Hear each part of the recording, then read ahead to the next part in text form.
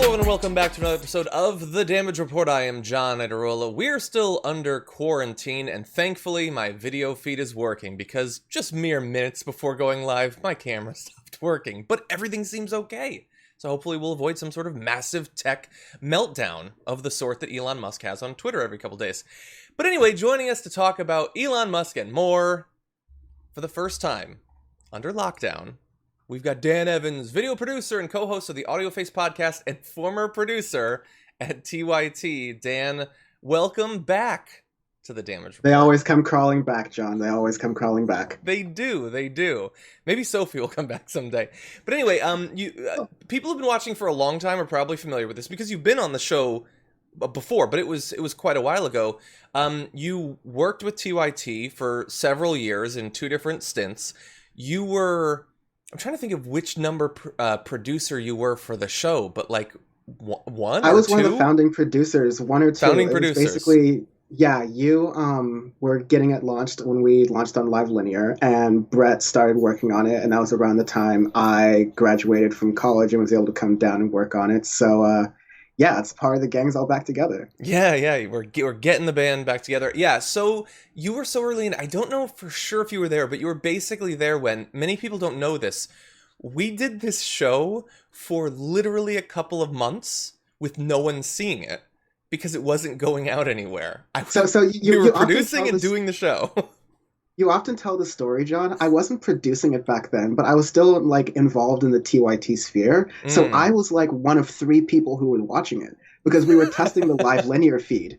Yes. And like at different times we're supposed to quality control it. And so I was like, hey, this is a hella good show. That's kind of why I was like hitting you up and I was like, yo, can I work on this show? This is really good. And so Thank you. I'm happy. It's awesome to see it grow. It's even though I've moved on to other pastures, I watch the show mostly every day I can. Shout out to my bosses watching in meetings. And yeah, I am ready to get started with news. Okay. Well, we're almost there. Okay, pump the brakes, buddy. But no, we're very glad to have you here to add your perspective. The perspective of, as someone noted in the chat, another clean-shaven lefty, because there's so few left these days. And the perspective of someone who we literally had to stop playing Animal Crossing right before the show started. So just to give you an idea, okay? But anyway, you're gonna give us that perspective, and we couldn't be more excited. There you go. I'm sure you have a gorgeous island. But anyway, it's up and coming. It's up and coming. Okay, mine has been rotting, laying fallow for months. But anyway, for those of you who are already here, feel free to hit the like button and share the stream. You can send in comments. We're on both YouTube and Twitch right now. You send us tweets at hashtag TDRLive, and you can also send in super chats, and we'll be responding to those as we go on. We've got a million stories to get to, so Dan, why don't we jump into it? It is becoming more and more obvious as cases in this pandemic go up and hospitalizations go up and deaths are starting to go up again, that we need to do something serious. But this is America, so we're not going to. So short of doing something serious, we could wear masks maybe. But unfortunately, many of our elected representatives not only don't think that we need to press for people to do that, but in fact are doing what they can to stop other leaders from making it happen. And here we're talking about Georgia Governor Brian Kemp. The pandemic and Brian Kemp, two things that should not be combined, and unfortunately they have been. He said yesterday, through an executive order, that he was suspending all local government mask mandates despite the rise in coronavirus cases and hospitalizations in his state. So understand exactly what this means. Under the executive order, the Republican governor extended the state's public emergency and said face coverings are strongly encouraged, that's the good news, but not required, and Kemp's executive order voids mask mandates imposed by local governments as cases are going up. In the state, you've already lost 3,000 lives, by the way. So in the past, the executive orders he'd been putting out had been saying that local ordinances can't be more stringent than the state ordinances. Sort of a general principle. In this case, it's specifically saying, though, you cannot at the county or city level mandate mask wearing. We will not allow it. Yeah, that's just insane. you look at, I mean, with the coronavirus cases, I think we always have to take a global kind of perspective to this. Most other countries have dealt with this. You look at Japan, where, by the way, mask wearing was already very much in the culture because when Hmm. there are flu seasons, people are living very close together, and just it's very much being polite to make sure you don't spread the disease to other people. And if multiple people participate in this thing, then it does a better social good. But Americans just don't do broader social goods. not So not like most of us. so like yeah, we've taken this perspective to down to not just some like cranks on the internet who are like cranks around at gas stations or diners who are just like refusing to not wear masks, but like it's actually coming down to the people who are legislating who are now deciding to legislate ignorance. And that's like, again, when you take a kind of global, broader perspective at different ways of handling the coronavirus, yeah, a lot of countries have really messed up in handling the coronavirus. And a lot of countries have done insanely well. But I think there have been very few states on like an America, United States level or anything like that, where you're actively doing something that's preventing what might like help people. It's going against the science so broadly. I think it's just absurd. Yeah, 100%. And the way that it's absurd is so similar to the absurdity that we've been experiencing on a daily basis that I really do feel like I'm living out a Groundhog Day or like Palm Springs sort of situation. Like Kemp specifically has been so ignorant, so wrong during this pandemic.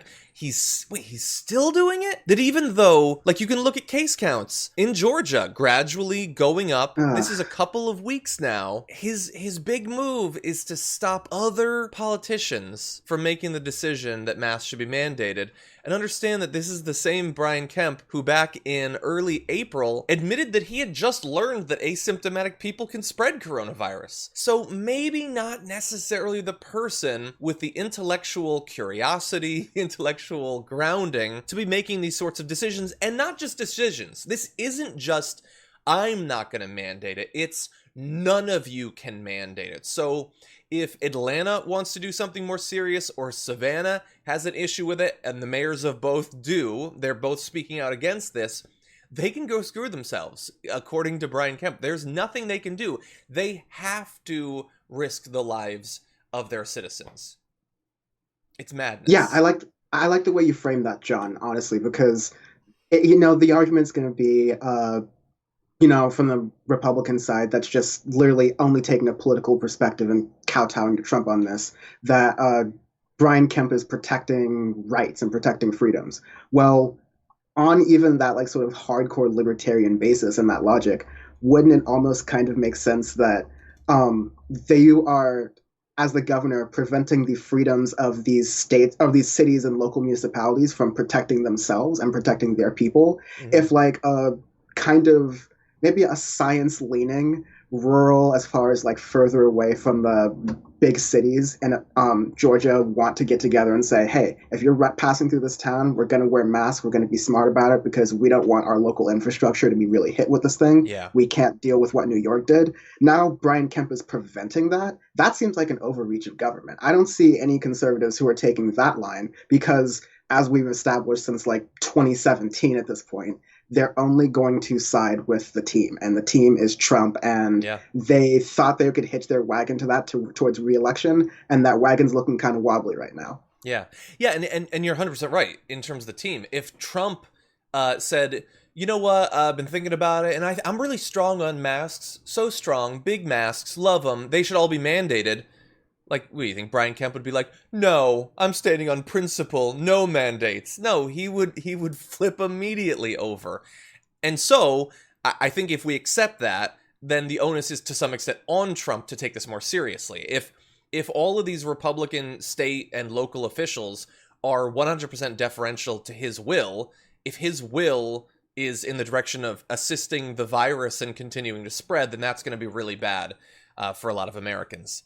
So I'm glad that we're focusing on Brian Kemp. And really fast, let me mention, I know that some people, even fans of the show, might be starting to get a little bit frustrated with the fact that we talk about masks all the time. Every show, we lead off a lot of shows with it, and I understand if it gets repetitive. I do. But while I am under no illusions about the power of this show to, in any significant way, influence the national discourse, if we have the ability to reach almost anyone and get them to take masks more seriously, I am going to go in that direction, even if it means crowding out a little bit of other news. We're still deep in the pandemic. I feel comfortable with this decision. I apologize if it bores you. Not you, Dan. Or you like, have to talk about it. No, I am happy to talk to you about masks or virtually anything else, John. But you. no, I think even if you are a viewer who is tired of hearing about masks or a certain topic, then maybe it's on to you to say, okay, if you feel like you've become an expert based on watching the very fine shows like The Damage Report on hearing about these topics, then go talk to other people, take that next step, and make sure that like you're able to correct people in a respectful way, in a civil way, but make sure you're able to talk to people who maybe aren't on your side of things, or start a conversation, or make sure don't even come from it like a you should do this. Just maybe come from it as a I care about your health and want to make sure you're properly informed kind of way. Like if that is the next step that you need to take, then maybe that's on to you to do that. I think that's a very, very healthy way to take that. You remember Ronnie Jackson, former doctor to the stars, or at least one of them, Donald Trump? He was on Fox News recently, and here's what he had to say in response to Texas starting to push more people to wear masks. We do not want to shut down business or Texas again. We cannot have that. What we can do, however, we can use these practices like what you just said, and that is people can wear masks. We can use these other strategies to slow the spread while we are awaiting the time when we do have these vaccines. And Doctor, one of the things that Dr. Redfield said yesterday, he's the director of the CDC, he said that if all Americans wore a mask, they could control the coronavirus in 1 to 2 months. Well, I think wearing a mask is a personal choice, and I don't particularly want my government telling me that I have to wear a mask. And so I think that's a choice that I can make. We know a lot about this virus now. We know the mortality rate's probably less than 0.1%. We know that it doesn't really affect children. If they do get it, they don't get sick. And so I think you got to look at your personal circumstances. You got to look at your surroundings. You got to decide if that's right for you. And I'm a firm believer that that's at this point a personal choice. And I encourage people, if they want to wear a mask, to wear a mask. But I don't wear a mask all that often, to be honest. Okay, I have thoughts, Dan, but I'll let you go first. What do you think about that? He's a doctor, after all. Let's acknowledge that. Dr. Ronnie Jackson. It's I don't know if you, not to put you on the spot, John, but do you know who gave him this credential? Like, where did he get this doctorate from? Is it a doctorate in like actual science, or is it like a doctorate in philosophy? No, that's the thing. Supposedly he had an okay reputation up until the beginning of the Trump years. Eventually had some issues, like back in 2018 Trump tapped him to be the Secretary of Veterans Affairs, and then it came out that there were allegations that he drank on the job and overprescribed medication. But the way that I remember it, up until then, he was believed to be, like, he's formerly in the military, like he had an okay reputation. It's only really been under Trump, and now where he's he's running to become an elected Republican, that suddenly you're seeing more of this out and out craziness. And in addition, some of the stuff that he said about Trump's health seemed suspect on its face. But no, he apparently is an actual doctor. Okay, well, thank you for that clarification. Given that, I mean, yeah, I don't get how these people can live in this world where the original part where he started his question was this, like, I don't believe I need to wear a mask if I don't want to, even though I think the person before that was saying, well, it seems like there's this evidence of everyone wears masks, that we could handle this in 1 to 2 months. Again, if you look at almost every other country, you can see this aspect of what they've been able to done to tamp down the virus. And it's really simple stuff. You don't need to be stubborn about it. And they were able to do it. So that doctor, air quotes, took the time on air to further continue what I guess is a continuing Fox News campaign to misinform and muddy the waters, at best muddy the waters, with how to take basic care of yourself under the guise of continuing this ongoing principle at Fox News of freedom and individualism. But it's so shallow, it's so hollow. Even if there were some hypothetical case where we're saying, hey, well, if the government can force us to do this, then what can they force us to do?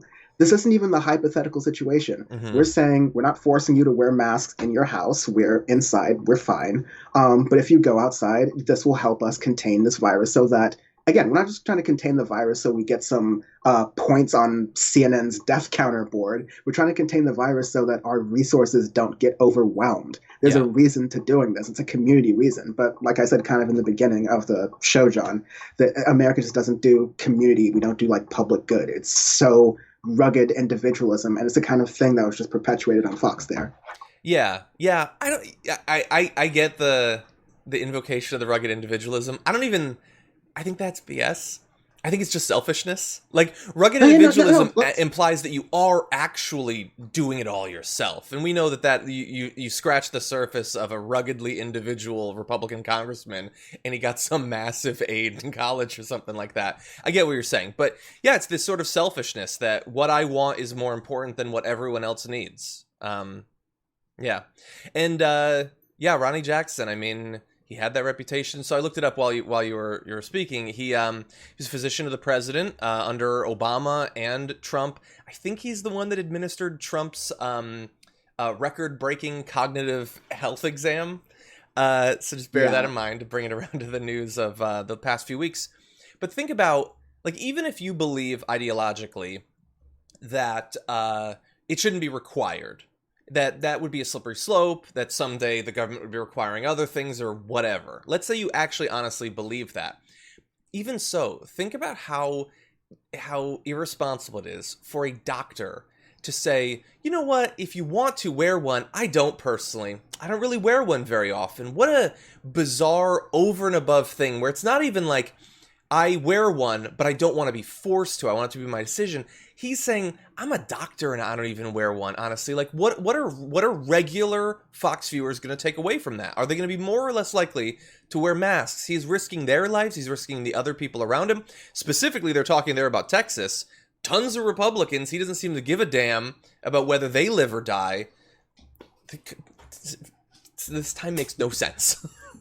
Yeah, like exactly what you're getting at there, John, is like a point in the media pipeline that I've talked about in several of my videos at youtube.com/stand for the internet about like how there's this two-step process in conservative media and conservative information spread.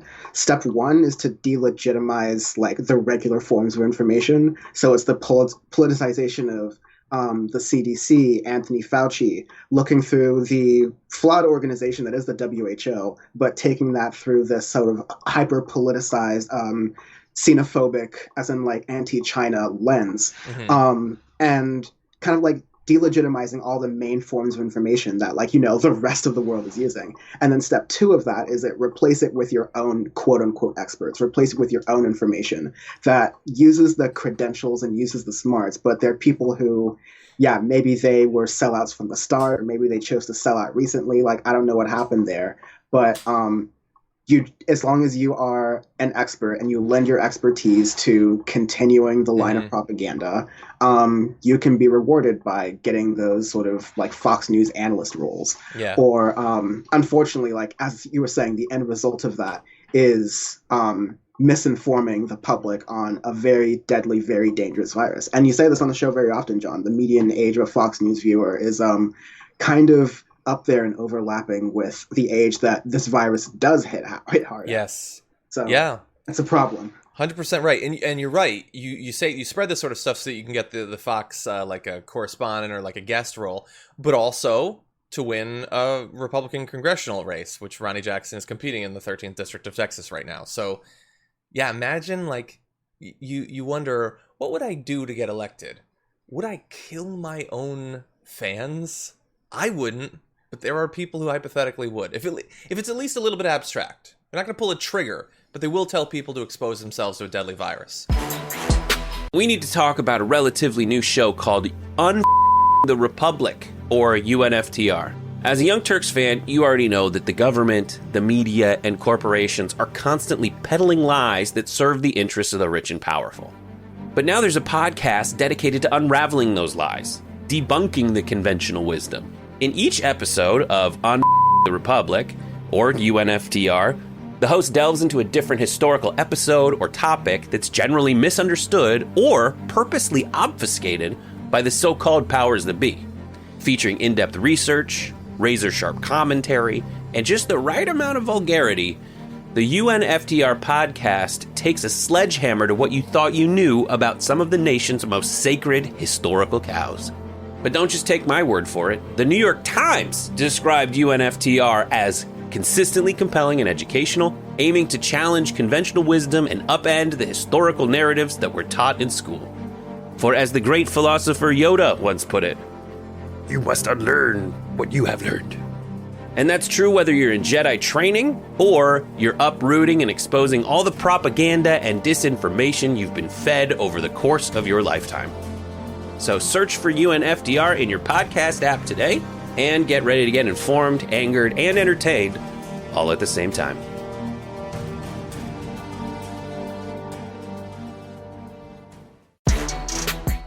I don't know about you, but I'm always on the lookout for get out of thinking free cards, like a principle that someone expresses that's designed to make it seem as if they're thinking critically, but really it's just an excuse to not have to do or think about something that might cause a little bit of cognitive dissonance. So I have an example of that. This is Brian Kilmeade. Brian Kilmeade is one of the hosts of Fox and Friends and thus one of the most powerful people in media on the entire planet. And here is what he had to say about mask science. Wow, Doctor, appreciate it. And that's part of the reason why in the beginning we were told not to wear masks, and we were told it didn't work by the Surgeon General and not to do it. And then we were told, Dr. Fauci, we should do it only if we feel sick. And then last week we're told it actually should help you not get sick, contract the virus, or give the virus. So I would just love for the medical professionals to get on the same page and there be a lot less confusion amongst the Americans. That wasn't a video I'm playing you from 3 months ago. That was, I believe, this morning? Within the last 24 hours, anyway, I believe this morning. And he said, well, early on they said we don't need to wear one, which is true. Some doctors did say that very, very early on. And now they say that we should. And then they say that it stops the disease from spreading. Come on, people, get it together. Get on message. No, that's on message. And they've been saying that for literally months. Brian Kilmeade still hasn't caught up. As of this morning, he's still not sure what the weight of scientific opinion on masks is vis-a-vis COVID, which seems like madness for someone making literally millions of dollars every year to analyze the news. Yeah, I mean, I appreciate you, John, for many things. One of them is your kindness and stepping up to the point and saying that there's virtually no way that someone who has this kind of level of resources can honestly deep down believe half the stuff he's saying, or even like the stuff on the mask. It's just like, it's a form of riffing, I guess. It's like you're on the show, you have this like nice set, you're performing this dance of trying to give the best possible arguments for nonsense. I mean, yeah, I mentioned earlier, like the WHO is one organization that definitely could do a lot better in this whole coronavirus pandemic. And there is definitely a way that it could have been emphasized by news outlets, by medical professionals, that welcome to science. Science, when we're learning something new, is often messy, and we hear different things from different places, especially in the beginning. It's really messy. And so if you hear conflicting information, that doesn't mean it's politicized and someone's lying to you like everyone else is. It just means that we're learning better information over time. So like, trust the consensus generally. It should have been a messaging from the start. I think, again, responsible shows like this one have largely done that. But because there's this middle ground out there, people like Kilmeade are able to make millions of dollars lying to people. Yeah, you're 100%. He's 100% right. He makes so much money. But like he obviously knows. And think about it. He's best case scenario. He's saying, well, if you were wrong before and now you're right. Oh, gotcha. I don't have to wear a mask because at one point you were wrong. It's like, well, you know, when I was standing in my living room and I was spraying a fire extinguisher around, you said that was stupid. Now there's a fire and you want me to use the fire extinguisher? Come on, figure out what you're telling me here. It's like he knows. We've known for so long. I mean, the mask science. Like, I know Tucker Carlson every night is saying that there isn't science. Take a look at this graphic. Unless you're on a very large screen, you can't make out any of those words, can't you? I apologize for that. The point I'm making here is there are so many studies showing that it's helpful that they won't fit in one standard TDR graphic. There are so many, not to mention just the common sense. It's a germ. It's in your body. You breathe out things. Germs are one of the things that can be breathed out. You don't want to spread it to a person, right? And if someone does breathe it out, you don't want it to go into your mouth, do you? So you wear a mask. How many times have we heard common sense invoked by conservatives over the past few decades? And we have to convince them that it's common sense that it's a bad thing to spread germs. Or that they won't kill you by wearing the mask. Why are doctors wearing masks every day? Why didn't they stop years ago if it was so troubling to your health? If it didn't stop diseases from being spread?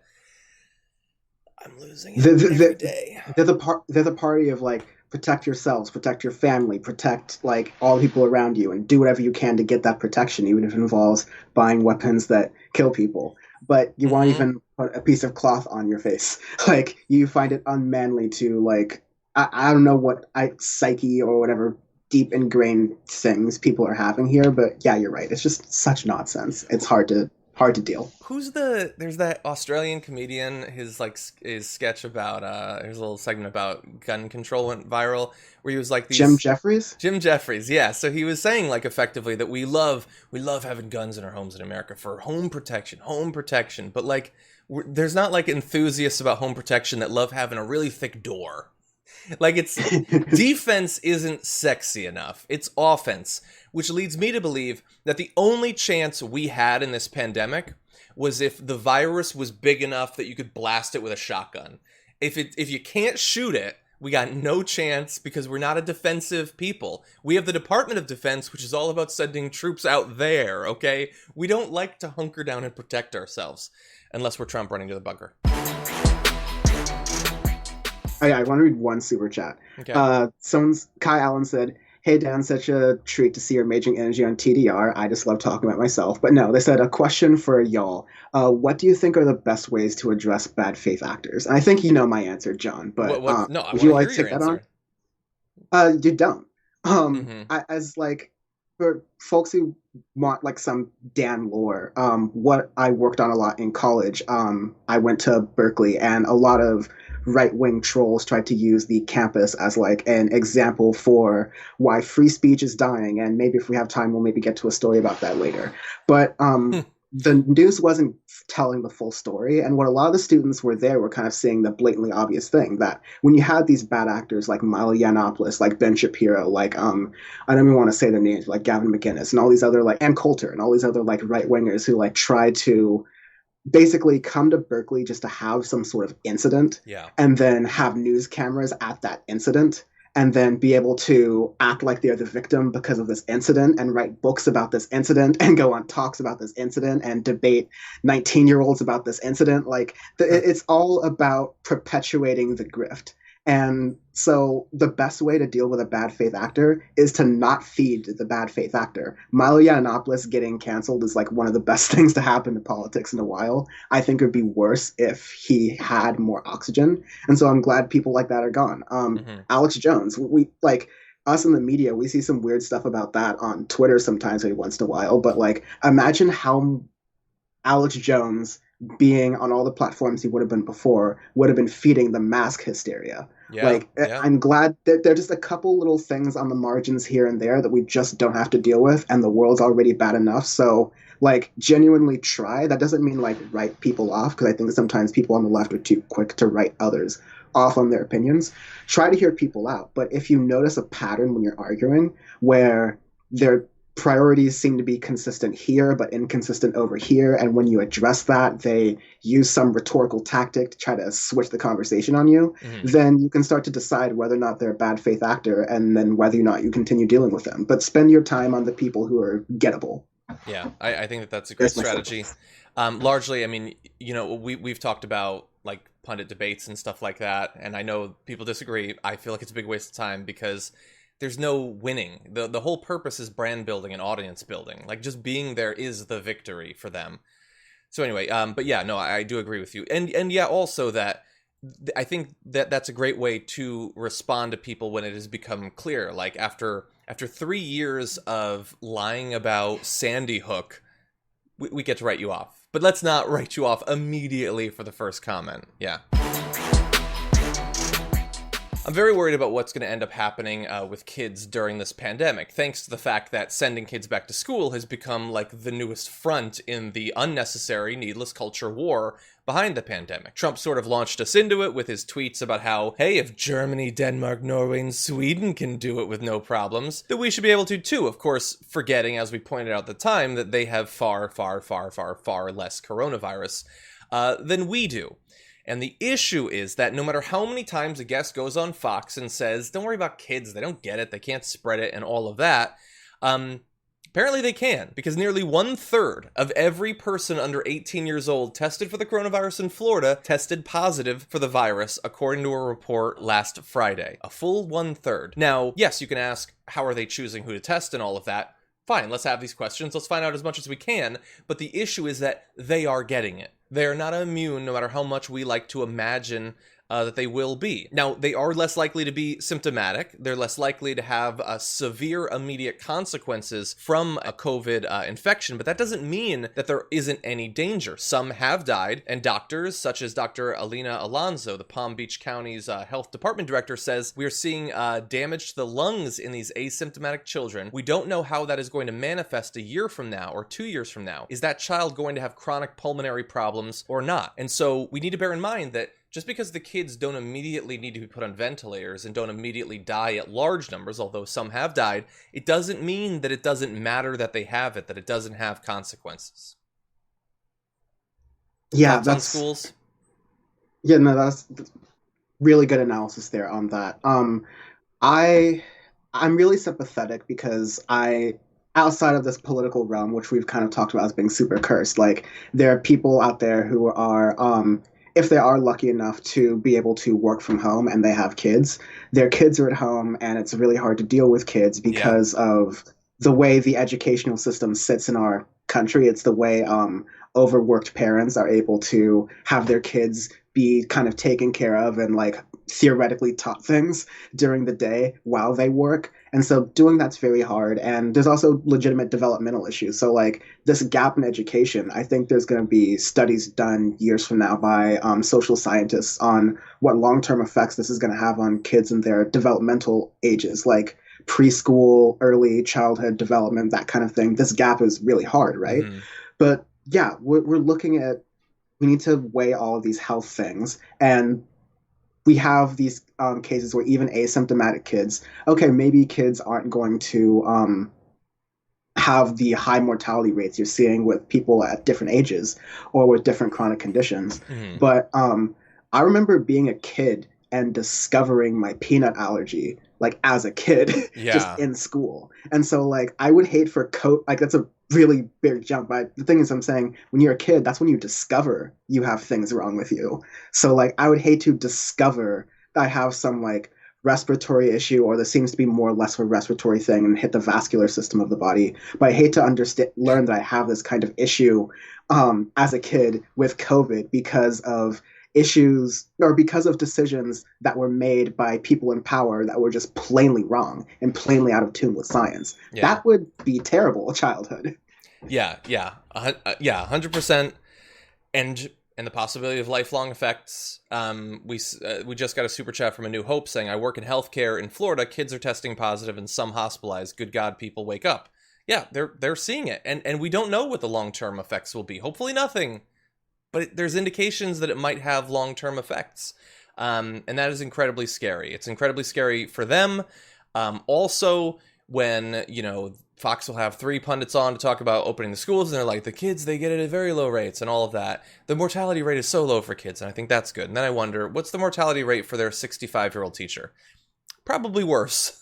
Probably worse. And they will be surrounded by tons of these kids. And the thing is, any individual kid is going to have a very low chance, I guess, of getting it and spreading it, being hospitalized from it. But we're not talking about one kid. We're talking about masses of kids, millions of kids, and lots of teachers and support staff and principals and janitors and all of that too. It's a mess. It doesn't mean it's a mess that we can't fix, but we're not going to fix it with just, we got to do it no matter what happens. We got to live with it. Just go back. That is not a solution. It's not a solution we should live with anyway. So in America, we have a few big social trends. Let's talk about the confluence of two of them. One is the rise of the Karen, and the other is the fact that as selfish as we tend to be as individuals, you've probably seen any number of massive GoFundMes that raise money for people who've been abused by America or its people in a variety of different ways. Well, in this story, we've got a combination of those two things. So it started when a woman named Amber Gills posted a photo of San Diego Starbucks barista Lenin Gutierrez with the caption, quote, "Meet Lenin from Starbucks, who refused to serve me because I'm not wearing a mask. Next time I will wait for cops and bring a medical exemption." So, look, this is a pretty typical sort of Karen mask sort of story that we've had before. It's someone who feels like it's their right to expose other people to the disease they might have.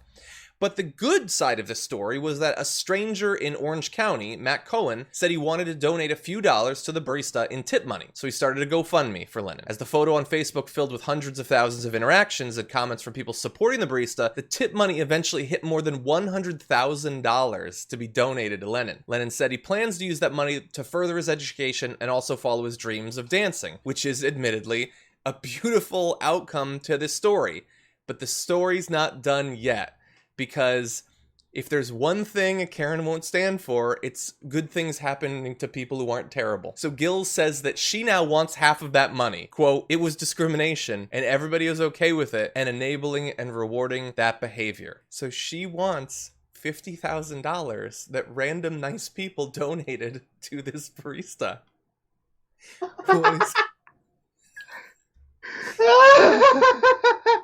And I have to say, yeah, she should get it.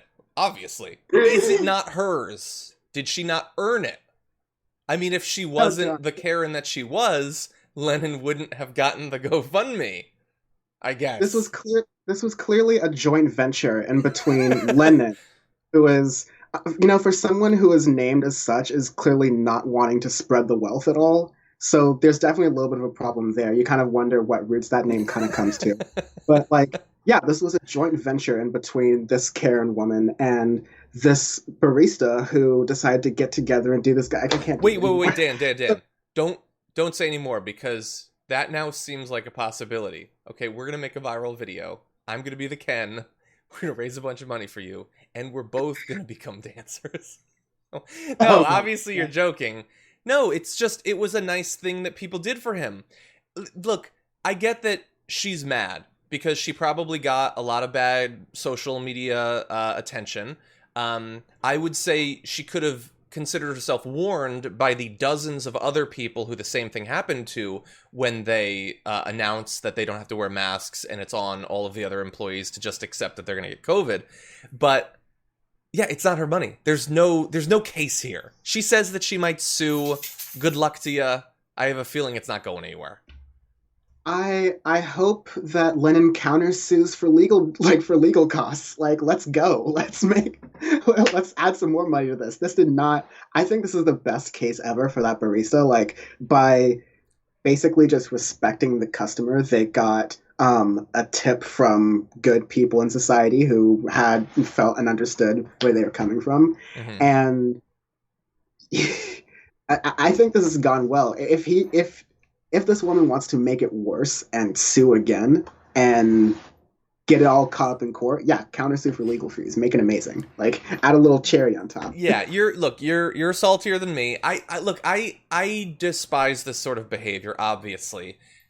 I am hesitant even to cover these stories generally because it's a regular person. They're doing bad things, totally. I don't like to unleash on individuals.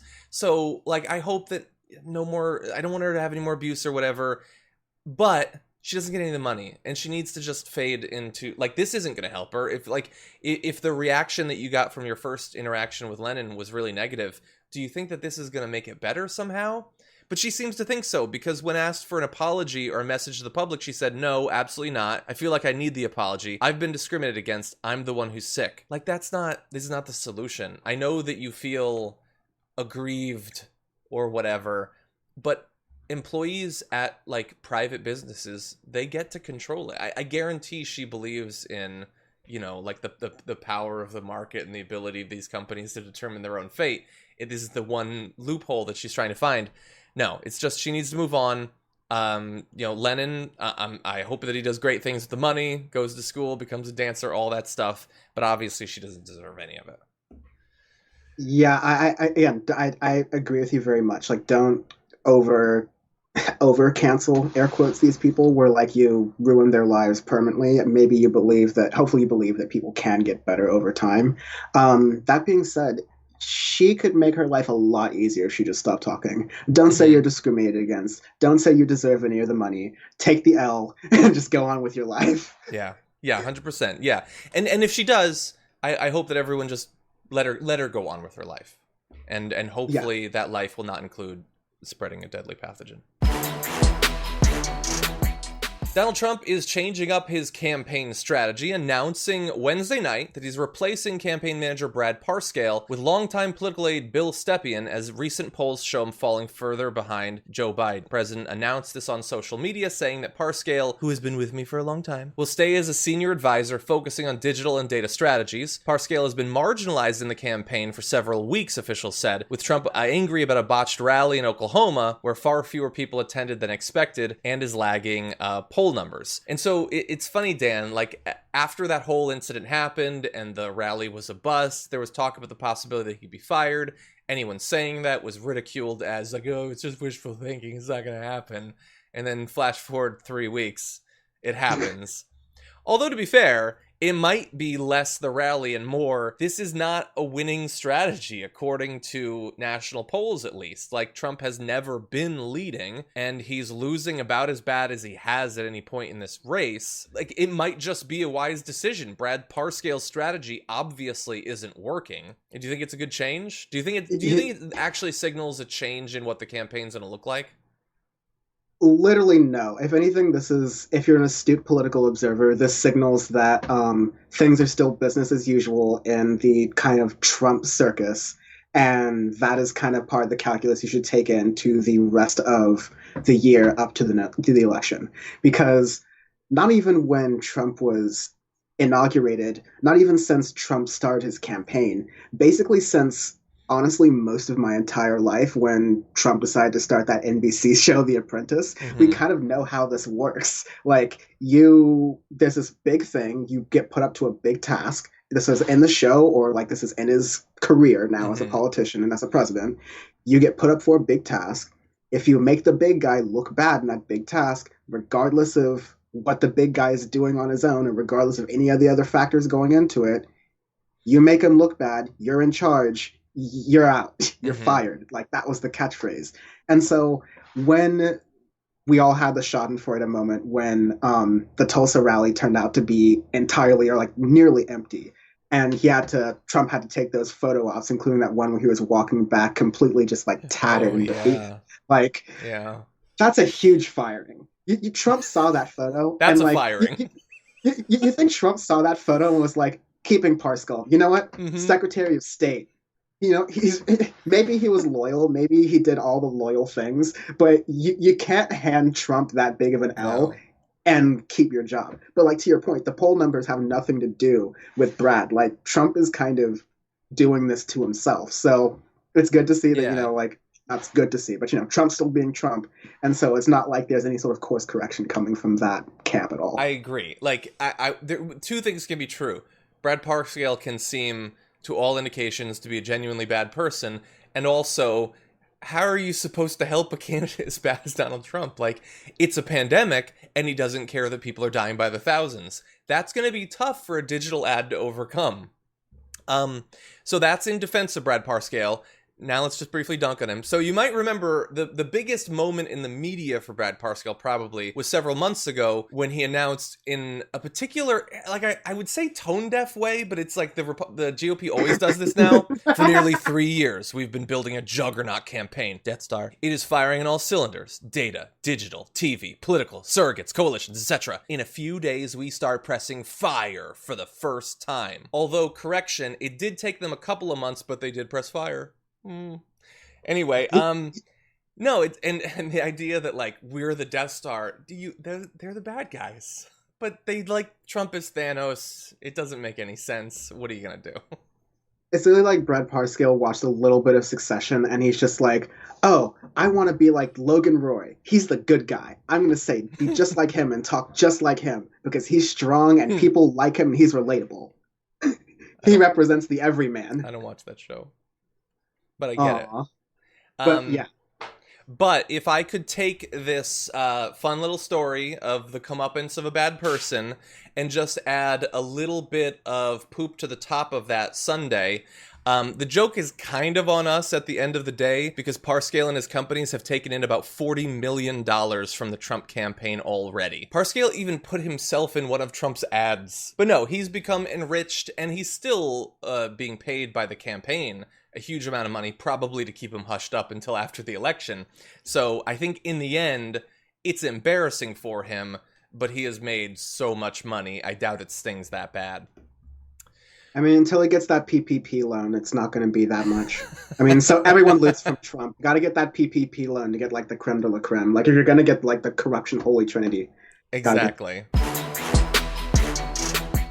We've talked for years about the militarization of law enforcement, the police getting like MRAPs and weapons straight from Afghanistan and things like that. But let's talk about the more subtle spending that they do, the sorts of spy gadgets that law enforcement likes to buy. Let's talk about a company called Advanced Covert Technology that's been selling surveillance tools to police for over 2 decades. It has its latest catalog as an example of the expensive Hollywood-style gadgets, and just wait until you see it, being marketed to law enforcement agencies out of the public eye. How significant are their sales? Well, we have some information on that. ACT has previously sold more than $60,000 of audio and video equipment to a variety of federal agencies like the Department of Justice and the U.S. Army, as well as police departments across many states. So what are they selling, these law enforcement agencies? Things like this. Those are audio and video spy equipment designed to look like baseball caps, Monster energy drinks, which I find offensive as a person who has enjoyed many Monster energy drinks. You have things like this dollar bill that has a 48-hour battery life, not bad, and records audio. It's a dollar bill recording device. Exactly. Oh my god. It's pretty cool looking, although like if I was the mobster, I would wonder why like one of my lieutenants always has $1 bill sticking out of his pocket. It's like, why does Joey One Bill always got that one bill? I don't know. But anyway, it's not bad. Let's talk about hold on one second. Let's see just a few more. They've got fake vape pens, sports caps, gift cards. Gift cards, not to buy stuff. They are the spy equipment. Car keys, band t-shirts for things like Johnny Cash and Jane's Addiction that all hold spy cameras. And again, this is designed to be sold to law enforcement. So if you see a cop coming up to you with like a baton and a Johnny Cash shirt, be on your guard. What do you think? Oh, first of all, I'm glad I can finally say Vape Nation is cop. Like, anyone who does Vape Nation is a cop. Because I've been feeling like I've been in the minority and saying, I've been in many minorities, but I've been in the minority of saying that for a while, but it's totally true now. Anyone who has a vape, probably a cop. It's just a weird thing. It's vape, sunglasses. I don't like it. But this is, surveillance capitalism, man. It's wild. When I first saw this story, there's some of these gadgets that I was like, okay, because I think I'm still kind of stuck in my nostalgic early 2000s Spy Kids world of like gadgets. Mm-hmm. I want to go home, John. And I'm just in this world of gadgets where there's like cool little like guns and lasers and radars and stuff like that, where things can have spy equipment. And the closest thing to that they sell is probably the GPS, because I don't think anyone has a GPS in their car they use anymore. But like the baseball cap, the Monster, the vape, like why don't they make some like video surveillance Timberland shoes? Like what are you gonna do next? Like just get the whole look down. No, but this is wild. And like the serious point is that this is going to be used by undercover cops. This is going to be used by a lot of these departments that are gonna potentially take Trump talking points that Antifa is the terrorist threat that is embedded in our communities. We need to start embedding in these communities. So yeah, watch out for, what do you say, Joey One Bill? Joey One Bill. Tommy Monster, why are you always drinking that Monster? That same Monster, when you gonna finish it? It's only that big. But anyway, yeah, you're 100% right. The reason that this is especially important and timely is that we know that with the protests that have been going on, there's just mass surveillance of them. And this is obviously, I guess, the most Hollywood or cartoonish. There's other forms of surveillance that are probably scarier. They diverted like spy planes down and things like that during the initial protests, which is obviously horrifying. But one added layer of issue with this is that while the co-founder of this company, Ryan Mitchell, says it's very serious that it doesn't get out what this equipment is, undercover officers could get killed if the bad guy finds out what the equipment is, you are jeopardizing someone's life. This is what they said when the reporters from Vice came calling. The issue with that is that a quick Google search reveals that very similar equipment is available for sale direct to civilians through electronics retailers. For example, B&H, which I've bought camera equipment from, sells an assortment of spy gear posing as common household items, including a fake Monster Energy drink. But the thing is, they sell it for a fraction of the price that ACT is selling to law enforcement, and they can do that because police agencies are given tons of money to just buy whatever toys they want. They don't have to look for bargains. If they really wanted a $1 bill that recorded your voice and your heartbeat or whatever, they could probably go get it far cheaper. Companies like this are designed to prey on the overinflated budgets of law enforcement agencies. You're super right, though. Shout out friend of the show, B&H Photo, probably the home of the warm heart of all creatives out there who need to buy equipment on the cheap. Wait, who's the host of B&H Photo? I wonder if I've watched this. No, I didn't say the host of B&H Photo. I just said shout out to them. They got a little mention in the story. No, I've had a great experience with B&H Photo. Don't you worry. Lots of good photography YouTubers out there, by the way. But anyway, yeah, it is an interesting story. Way more details and pictures of the gear are available at Vice, so definitely go and take a look at that. I believe it was posted in the last day. Just yesterday, Bari Weiss, who, if you don't know who that is, you're a regular person. But anyway, no, she worked on basically the editorial side of the New York Times. She resigned yesterday, saying that she was being bullied by her coworkers because they called her out for lying on Twitter, and she implied that there was this culture war going on generationally at the New York Times. So you would imagine that a woman choosing to resign from a position like this, okay, that's a story potentially, but not one you would expect that like the president would be tweeting about, saying the New York Times is under siege. The real reason is that it's become fake news. They never covered me correctly. They blew it. People are fleeing. A total mess. No, people aren't fleeing. Bari flew. That's what happened. But it's not just the president. You have Fox News critiquing the lack of coverage of a media elite choosing to move from one job to another. How dare CNN and MSNBC, amidst both a pandemic and nationwide civil rights protests, not waste hours, nay days, on the story of Bari Weiss choosing to quit. And then, of course, Fox News has been all over it with a Tom Cotton op-ed and a Ben Shapiro op-ed and constant guests coming on to discuss this woman who works for the New York Times choosing to quit and start her own media venture. Dan, what do you think? Yeah. Oh my God. Yeah, this is the cycle. Welcome to the cycle. Welcome to Grift Nation, John. We enjoy Grift Nation here. It's our joke for what happens when an aggrieved figure. This always happens to someone, usually on a podcast or usually on some pedestal, because these people who complain about getting canceled and canceled culture and being silenced for their opinions are usually saying that with like a huge megaphone and a huge microphone.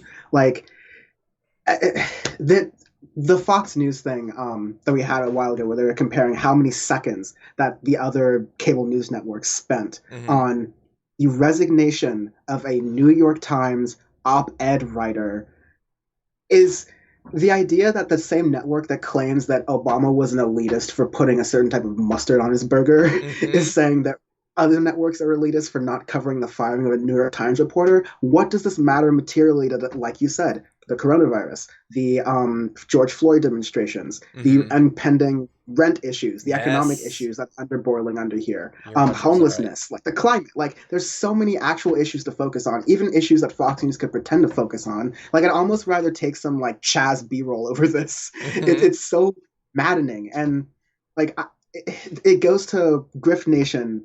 It goes to what this idea is that You start by saying you're aggrieved, that you speaking at your high platform can no longer do that anymore. So now I'm going to be silenced. And she resigned on her own.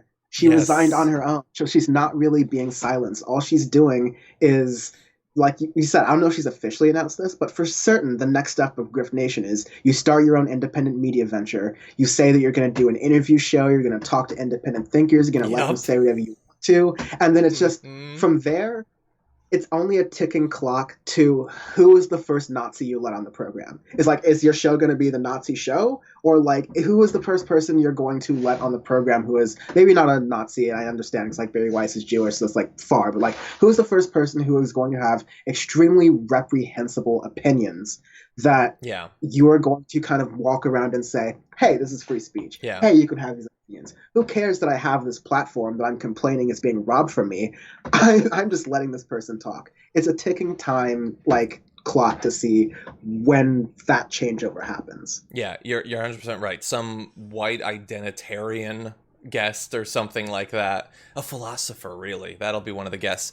Small correction. If step 1 is quitting your job, step 2 isn't starting the media venture. Step 2 is billionaire gives you millions to then start step 3 of the media venture. Because again, she's a media elite. She is going to be fine. She's going to be handed money. I'm glad that you pointed out, because it can't be stressed enough, she resigned. She wasn't fired. Although, and we can't read anyone's mind, I think that she wanted to be, because that would have been better for the grift, in the same way that Dave Rubin didn't title his book Don't Burn This Book because he was genuinely worried you would. He wants to present himself as someone under assault, and so he titled that way. And in terms of like the criticism for people not covering it, I forget who said it, but it was like, this story is literally that thing. The Fox thing is media elites criticize media elites for not covering media elite resigning. That's all it is. And I think Jordan tweeted yesterday something to the effect of like, one iron worker turns to another, "Do you hear about Barry Weiss?" Like, no, it doesn't. No, it's not a thing. It doesn't matter. It is a personnel change. It is an optional, voluntary personnel change that someone is doing. It is not actually evidence of cancel culture. You can't have it both ways. She can't use her massive media platform to talk about how silent she is, like, while hoping to be fired as a demonstration of it. And when that doesn't happen, she just quits anyway, and that becomes the demonstration of it. Well, isn't it nice that you win, like, heads I win, tails you lose sort of situation that they've set up there? Yeah, it's like with Ben Shapiro, it's like with going on college campuses to speak. It's you're trying to incite something so that you can say you're the victim so that you can sell things. Mm-hmm. That's Grift Nation. We are in it. We are witnessing it. Just watch the steps and tell me I'm right. Exactly. The Progressive PAC Midas Touch is out with another ad, and I largely don't play these anymore, but this one is particularly fun, and I just want to have a little bit of fun with Dan, so take a look at their most recent ad. Trust me, I'm like a smart person. I'm like the super genius of all time. Donald Trump loves to brag about how smart and mentally fit he is. President Trump revealing that he took a cognitive test. I aced the test. Doctors, that's an unbelievable thing. Rarely does anybody do what you just did. The truth, Don is dumb. I had a mask on. I sort of liked the way I looked. Looked like the Lone Ranger. Former Defense Secretary Jim Mattis claims Donald Trump has the understanding of a 5th or 6th grader. Former White House Chief of Staff John Kelly called Trump an idiot. And Rex Tillerson? You still haven't denied that you called him a moron. As president, he's failed at every subject. His handle on history? 1775. Our army ran the ramparts. It took over the airports. What about English? I had the best words. Sock rocker. Stank singer. Bipartisan solutions. I tested positively toward negative. His grasp on geography's no better. We're building a wall in Colorado. Colorado? Belgium is a beautiful city. And when it comes to science, Trump's arrogance and stupidity are now killing us on a mass scale. Relax. It's going to sort of just disappear. I feel good about it. That's all it is, just a feeling. We're very much going to put pressure on governors to open the schools. Is the man who has failed at everything, who you want making decisions for your child's future.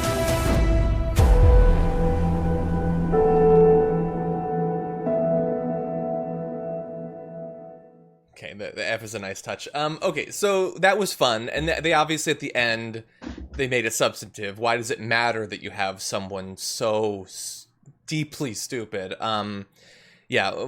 First, what are your thoughts?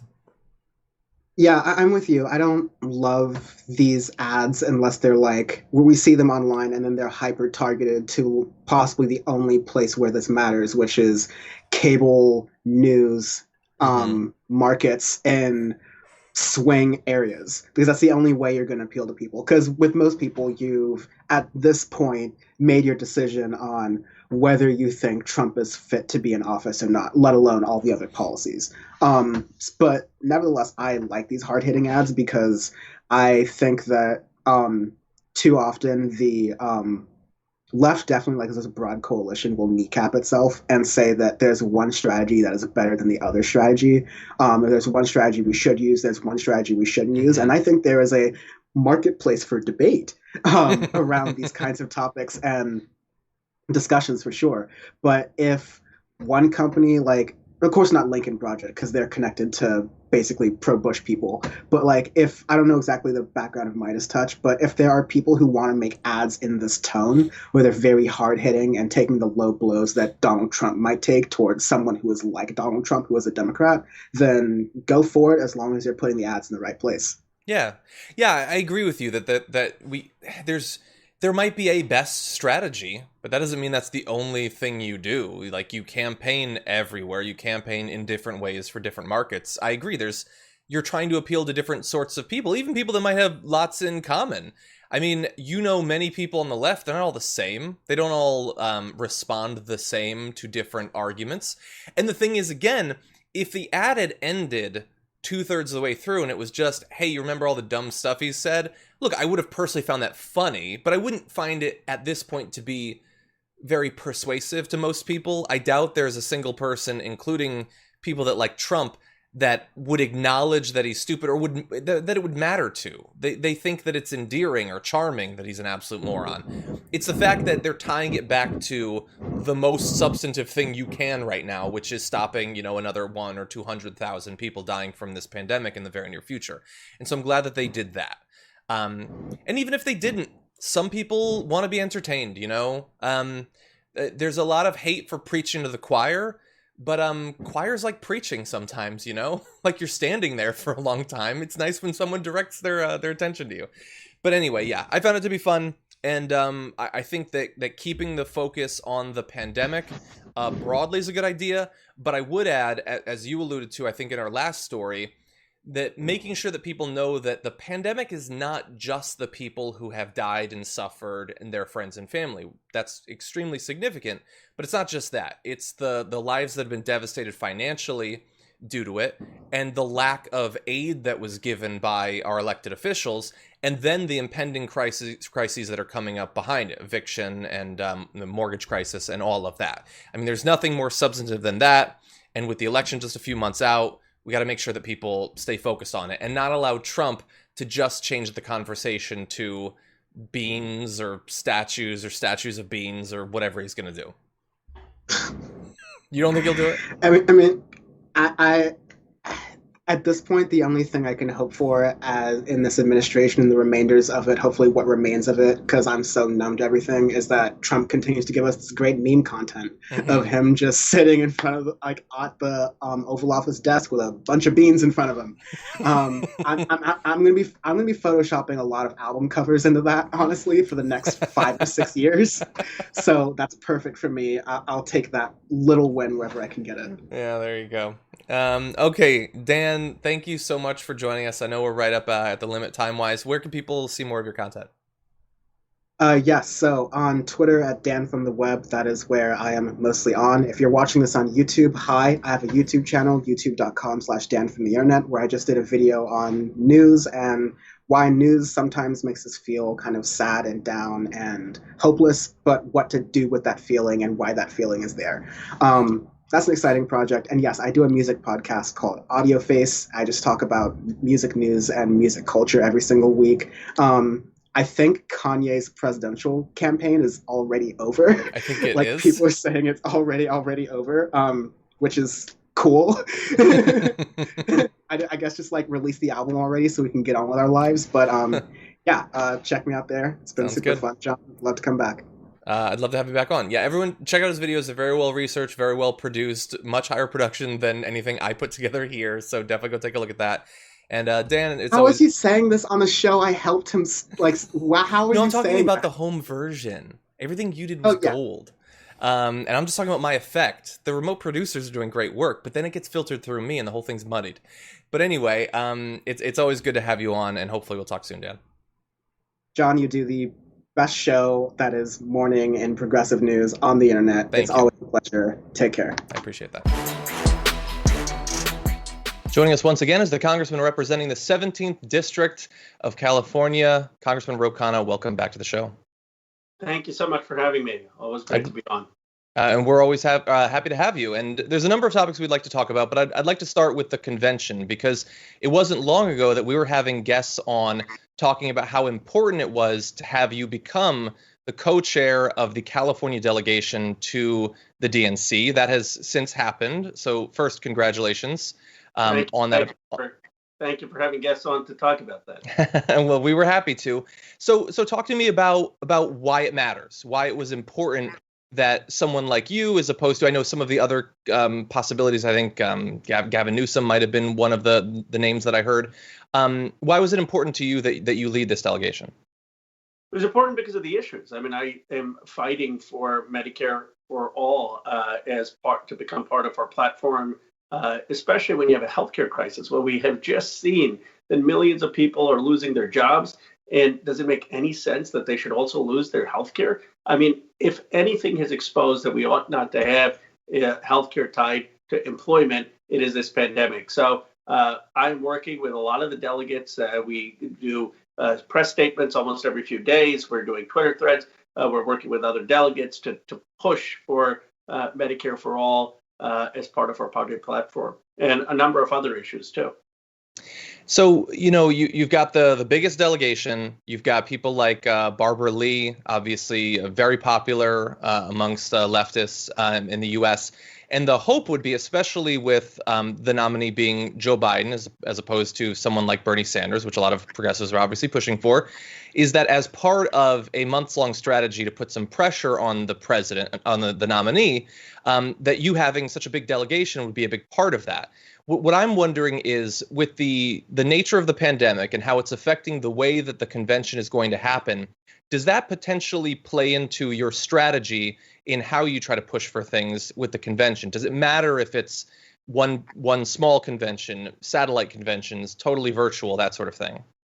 Well, I do think it's going to be virtual, especially given the rise in cases that we're seeing around the country. And I think that's the responsible thing. I don't think it's responsible to have people congregate in person. But what that means is that Barbara Lee and I and other activists are doing a lot of Zoom calls with delegates. We're doing calls with party activists in California and around the country, and saying, here are the things that we need to push for to be part of the platform. One of those things is Medicare for all. Another part of the platform has to be a 10% strategic cut in defense. Mm-hmm. And I know that there's been some progress in getting some people in the Senate to sign on to a plan such as that. So recently, in the past week or so, Joe Biden's team put out some of their updated goals when it comes to the climate and what they're going to do around that, seemingly having accepted a number of the components of plans from people like Inslee and Warren and others. So that seems like an area where, at least in terms of plans, he is willing to budge when pressure is applied. I know that you've mentioned Medicare for all several times. Do you feel like there is actually a good chance that he would move in that direction? I think it's very low chance that he would move in that direction, but I do think we could get a chance that our platform would have that. I mean, our platform has had that since 1980. And the polling overwhelmingly shows that the American people want that. So we're going to continue to push, and we're going to continue to push on this military budget. I mean, it's $140 billion more than when he left office under Obama. And instead of putting more money in a bloated military and risking confrontation with China and Russia, we ought to be investing in jobs, in clean tech jobs, in solar and wind, and energy efficiency and battery storage. Mm-hmm. And, you know, a lot of the issues that you mentioned hypothetically could receive more funding under the new climate plan that Joe Biden has rolled out. I'm curious, since, you know, we have the privilege here at TDR, we get to speak to congressmen like yourself, people who are actually involved in, you know, creating legislation, trying to get it passed. But then also we talk with a lot of our viewers who are just, you know, everyday Americans and people around the world that are trying to get an idea of how likely things are to happen. When something like the Joe Biden plan comes out, I don't react to it in a knee-jerk way saying, well, come on, he's never going to do it. But at the same time, it is a plan. It's not done. What do you think in terms of how we should approach when we seem to be succeeding in applying pressure, but we're obviously still a very long way from it becoming law? How do you react when you see things like that plan? I think it's a credit to your viewers and mobilization, and don't underestimate them as just regular folks. They're the ones who are driving the change. They're the ones who propelled Bernie Sanders. They're the ones who have made Medicare for All part of the national conversation. They're the ones who have made the Green New Deal and the aggressive goals part of the conversation. But we can't let up. I mean, once Biden, even if Biden's elected president, and even if we have the House and the Senate, there has to be continued mobilization. And then it comes to where the president prioritizes. What is he going to spend his political capital on? And that has to be on these issues only if there's a mobilized base. We're, you know, 4 or 5 months into the American component of the international pandemic that we're experiencing. And thus far, for most Americans, the aid has generally come in the form of potentially up to a $1,200 one-time payment. If you were laid off, as you know, tens of millions were, enhanced unemployment that is going to potentially go away within 2 weeks. I'm curious, from your point of view, would you have expected that this far into a pandemic that has done so much damage in terms of loss of life and economic damage, that the assistance from the federal government would be as restrained as it's been so far? No, it's unconscionable. I mean, right in the beginning of the pandemic in March, Tim Ryan and I said, let's give a $2,000 check to every American making under $250,000 so that they can pay their rent, so that they can pay their mortgages, so that they can have life continue. And it's not just good for them, it's good for consumer spending. And yet, while we've seen billions of dollars go to corporations, while we've seen billions of dollars of loans go to banks, while we've seen billions of dollars go to large businesses in the PPP program, we have not had that kind of relief for ordinary Americans. And that's a failure of our political process. You know, I've been trying to figure out, I've been listening to as many statements from different politicians as possible over the past few weeks about if we have a second round of legislation, which it sounds like we might be moving towards, what'll be included and what won't be included. I have my suspicions, but I'm curious what you think is likely to pass and what might not make it past, for instance, the Senate. Yeah, well, I'm always candid with you. So I think we're going to get state and local funding of some sort, but it's not going to be the $1 trillion. I do think we'll get a stimulus payment, but it's probably going to be a one-time payment, and it may have heavy restrictions in terms of the income cutoff. And I think we're going to get some extension of the unemployment insurance, but it probably isn't going to be the extra $600 a week. And if we don't get a generous enough package, again, the damage is not just to the working families and the middle class. The damage is people aren't going to have money to spend, and that's going to hurt our economic recovery. Yeah, and I know that a number of responsible politicians for several months now have been talking about the fact that we obviously have to address the public health and financial crisis that we're in right now. But we should also acknowledge that coming up in not too much longer, potentially, we have an eviction and a mortgage crisis as well. Right. You obviously have an insider's perspective. You're speaking to these people.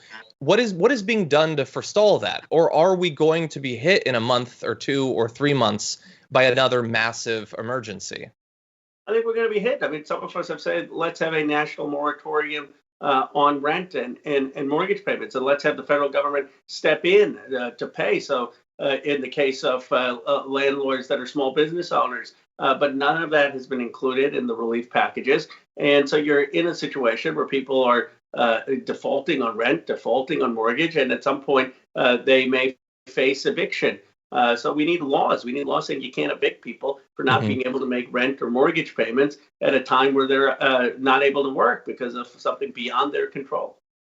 I'm trying to understand how political considerations play into what they're going to pass and what they're not going to pass. And it would seem to me, as a complete outsider, that on top of 135,000 plus people dying, having the economy collapse even more in the months leading up to a general election seems like a bad strategy for an incumbent president.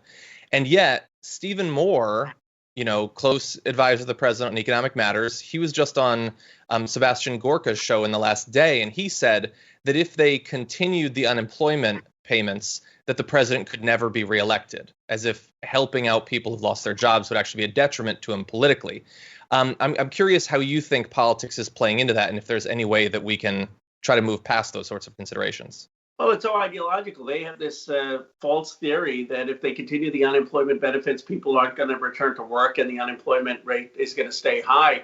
A far likelier explanation is if they stop those unemployment payments, people aren't going to have spending money. If you're not buying things on Amazon or buying things at a local restaurant or buying food supply, you're actually going to depress the economy and have more people out of work. So what has saved this economy from going into a depression is the Fed and the congressional response, and they are talking about taking that away. I think they're just so blinded by their ideology. I personally don't know anyone who wouldn't have a job if they could have one at this time of uncertainty. And the idea that getting a $600 check a week from the government is preventing someone from work is just, they haven't talked to people maybe who actually are in that circumstance. In terms of the pandemic, there are a couple of different developments over the past few weeks that I'd like us to touch on. One obviously is either the second wave, or depending on how you look at it, the second spike of the first wave, since we never really got out of it. And then also that the conversation about how we should respond to the pandemic has been focused quite a bit on getting schools reopened and sending kids back. And so I'd like your perspective on that. Should it happen? If it does happen, what sorts of safeguards should be required? Well, here's first of all, the hypocrisy. The Republicans keep saying education is a local matter. And now you have the president of the United States telling the entire country what they should do. How about having communities make the decision whether it's safe for those communities? Some communities will say, no, there's too much of a spread of COVID. Other communities, maybe it's safer. But in any case, before people go back to school, they have to make sure that teachers have the resources to be able to teach, including in distance learning, that they have PPE, that they have social distancing, and that they feel safe. And there is no way we should be reopening a school if kids don't feel safe, if teachers don't feel safe, and if families don't feel safe.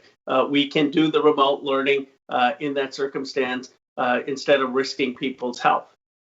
And if you do go with remote learning, the schools will still obviously need funding that's been threatened in recent weeks by Donald Trump, saying that if they don't send the kids back in a physical capacity, they'll just cut off the funding. I never necessarily know in any particular Trump threat whether it's just his bravado or if he'll actually try to go through with it. In this particular case, considering the consequences, which do you think it is? I think it's more bravado, but it's just unconscionable that he would even threaten playing politics with school budgets. And again, the irony of having the president of the United States telling local school boards what they should do. I mean, this is exactly opposite to what Republicans believe. And I think this is why the president's numbers are so low. I mean, he has continually thought he could just bully the coronavirus or bully people into moving past it. But, you can't talk your way out of a virus. And if he just paused and if he said, let's make sure, yes, I want people to return, but I'm concerned about safety and I want people to give schools the funding and resources so they can make responsible decisions. I think that would actually be not only better for our country, more in its political interests, but we've just had a moment, I think, which has exposed the fundamental weaknesses of electing someone who just knows how to spin and market. And right now we're crying out for real leadership. I have a question. I wonder if maybe marketing is sort of at the heart of it, that Trump and other Republicans are saying the kids have to go to school. Some of his most powerful media allies, hosts on Fox like Tucker Carlson, go a step further, saying not only do the kids have to go back to school, but masks are unscientific. They shouldn't use masks. They shouldn't socially distance. So I want them to be back in school, and I do not want there to be any safety measures in place, which to me, I try to, extend a little bit of goodwill and try to figure out what the goal there is, it seems extremely dangerous in terms of the kids.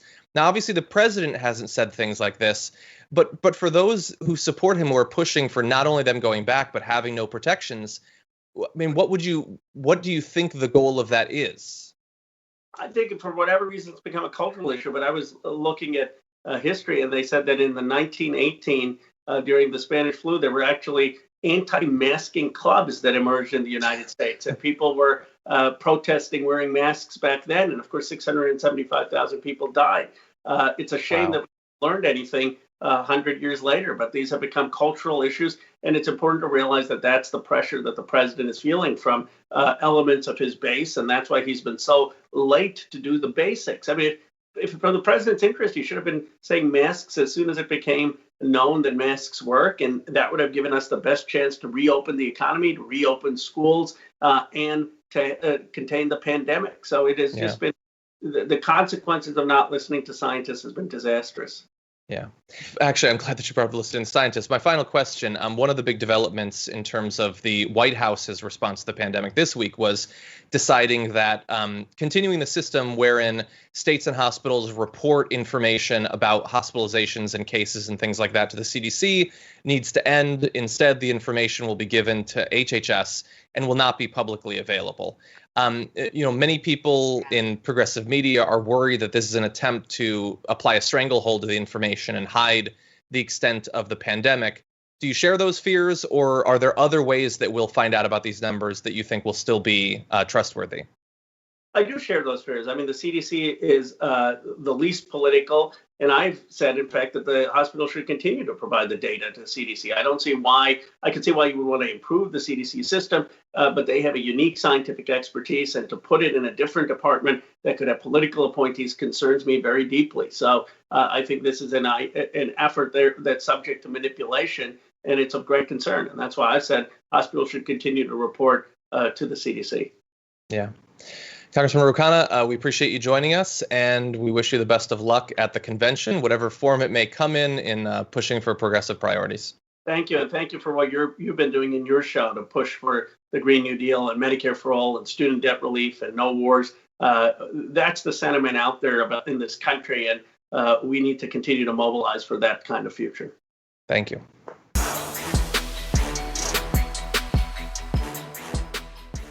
Thanks for listening to the full episode of The Damage Report. Support our work, listen ad-free, access members-only bonus content, and more by subscribing to Apple Podcasts at apple.co/TYT. I'm your host, John Adarola. I'll see you soon.